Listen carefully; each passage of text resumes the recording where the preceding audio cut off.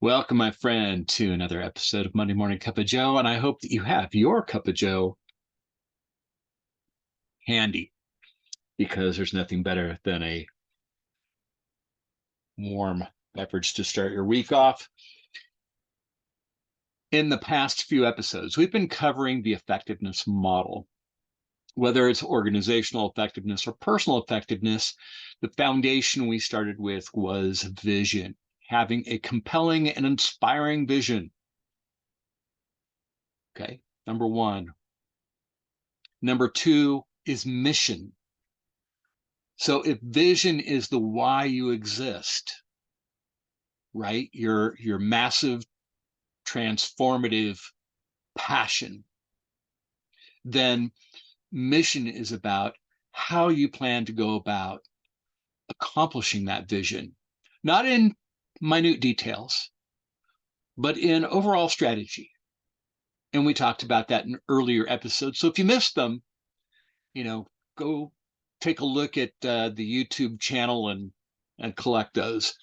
Now we're talking about values, and values are so important. They are actually vital, critical elements of any life or organization. I'm going to go into more detail on values on the After the Coffee episode on Wednesday, but I wanted to share with you a story. It's a true story.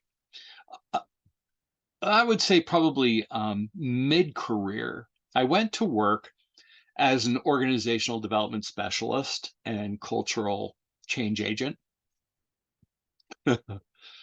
You'll appreciate this, for a subprime mortgage company.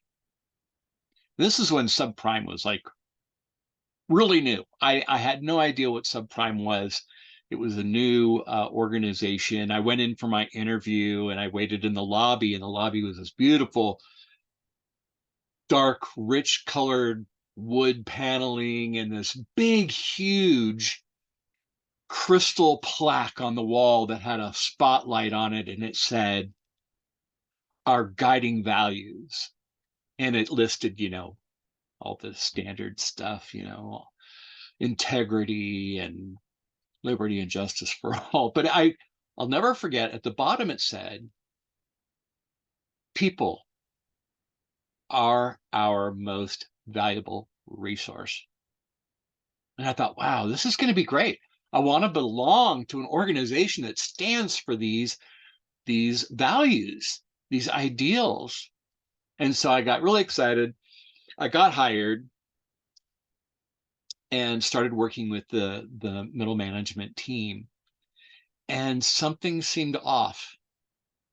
I was like, well, wait a second. If we've got an environment of honesty and trust, then we should be able to speak openly, right? And of course, respectfully. But we need to be able to communicate in a way that is supportive of what we're trying to accomplish. Wasn't getting anything. I said, and I shared with them, look, you guys, we've got these values. I didn't say they were up in the lobby, but I said, we've got these values and they, this is what this means and da da da da. And they looked at me like, you got to be kidding. And one of the managers said, can I, talk frankly? And I said, well, of course, that's what, trust and honesty is about. And she said, if people are our most valuable resource, why do we have a turnover rate of nearly 20%? Oh, turnover rate couldn't possibly be 20%. And she said, really? Go talk to human resources and ask them. So I did. I went to the human resources, VP of human resources, and said, do we have a high turnover rate? And she looked at me and she goes, Dave, you have to understand that people in this industry are nomadic in nature. I was trying to think, well, nomadic. Okay, that so they just move on for the sake of moving on. They like a change of, office space or wall color. I don't know. But what is this? Why would this industry be nomadic? Well, the truth is that if you paid a quarter more and you were located maybe a mile down the street, they'd leave. They'd leave for that little, which told me that they didn't have something here. And it wasn't about money. It was about a belief in an organization's vision, that they felt engaged by the mission, and that they had values that helped guide them in the course of their work, that allowed them to speak openly and honestly and respectfully about those things that are not working for the organization. Because oftentimes, if something's not working for the employee, big picture, it's not working for the organization. Values are huge, but they can't be just a list of words on the wall, because words in of themselves don't have clear and consistent meaning to everyone. So when you say, be honest, it's got to follow up with something that says, don't tell me what you think I want to hear. Tell me the truth as you see it. Then we understand, okay, that's what you mean by being honest. Okay, I'll be honest, but I have to know that you're not going to shoot the messenger if you don't like what I have to say. Now, I'll be respectful in how I say it, but the minute you shoot the messenger, that's the last time you're ever going to hear any honesty from any employee. You're going to have that emperor has new clothes syndrome, where people say, hey, what do you think about this? And they'll say, oh, yeah, it's wonderful, beautiful, marvelous.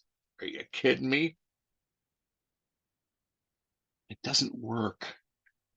It doesn't work. But let me warn you, when you decide to identify your guiding principles, your guiding values, you have to live up to them. And that's easier said than done.